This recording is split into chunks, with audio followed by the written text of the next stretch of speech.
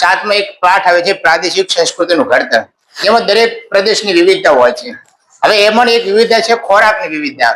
તો દક્ષિણ ભારતમાં એક બહુ મશહૂર વાનગી બને છે જેનું નામ છે પોંગલ. તો નજીક આવો તો હું તમને બતાવું. આપણે અત્યારે વર્ગમાં પોંગલ બનાવી રહ્યા છીએ. તો આમાં સર્વપ્રથમ ચોખા, જે સૌથી પ્રાચીન પદ્ધતિ છે એ પ્રમાણે જો તમને સમજાવું. હવે તો અલગ અલગ રીતથી પોંગલ બને, પણ પ્રાચીન પદ્ધતિમાં ચોખા અને એમાં મૂંગ દાળ એ નાખવામાં આવે. આપણે આમાં મોગર પણ નાખીએ.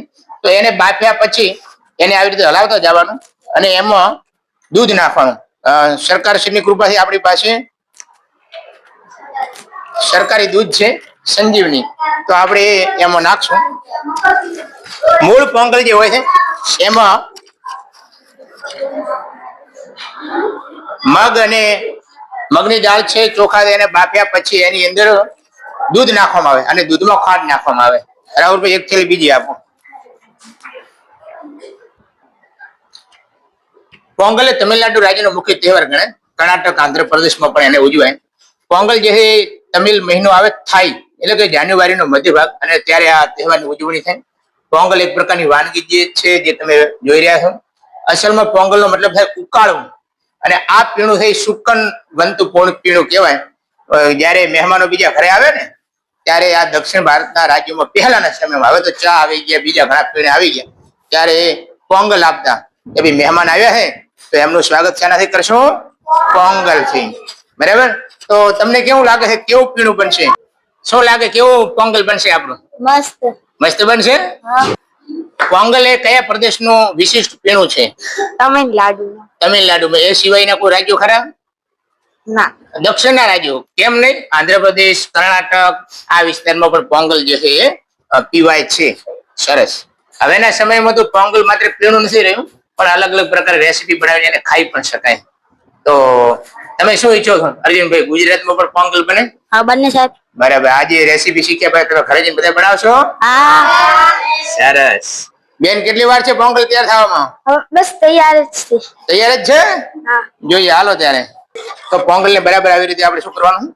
હલાવવાનું છે. અને ચૂલા ઉપર તમે જુઓ કે અમે વર્ગની અંદર સગડી લાયા છીએ અને પૂરી બધું સુરક્ષાનો ખ્યાલ રાખીને બધું કામ કરી રહ્યા છીએ. બરાબર.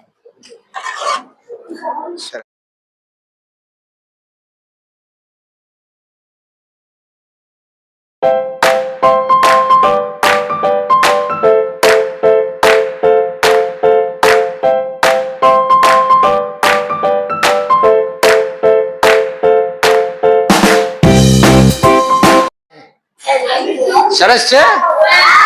હા હા હા હા. કેવું લાગે? આ બે જણા છે જે નથી ખાતા, એવા તો હોય ને એક બે મહાનુભાવ જેને કશું પસંદ ના આવતું હોય. સરસ. કેવું લાગે છે બેટા? મસ્ત લાગે છે. સરસ છે. પહેલો પ્રયોગ છે એટલે કદાચ બરાબર ન પણ બન્યું હોય પોંગલ, પણ તેમ છતાં ભવિષ્યમાં સારો બનશે કે ના? પોંગલ ના ચાહક મિત્રો, કેવું પોંગલ લાગે? મસ્ત. બરાબર બરાબર. તો તમિલનાડુમાં જાઓ તમે તો તમે બનાવી શકો ને? સરસ. હા, તો આપણું પોંગલ તૈયાર છે અને ચેક કરીએ કે ભાઈ પોંગલ કેવું લાગી રહ્યું છે. બરાબર ને? કેવું છે સાહેબ પોંગલ? આમ તો સરસ બન્યું.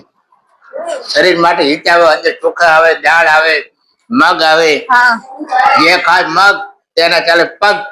તો પોંગલ એ તો સરસ મજાની વાનગી કહેવાય. જો અંદર દૂધ આવે એટલે દૂધ તો તમામ ખોરાક દૂધમાં આવી જાય, બધા પોષણ તત્વો. બરાબર ને? એટલે સરસ બન્યું છે. ગુડ. તો થેન્ક યુ વેરી મચ.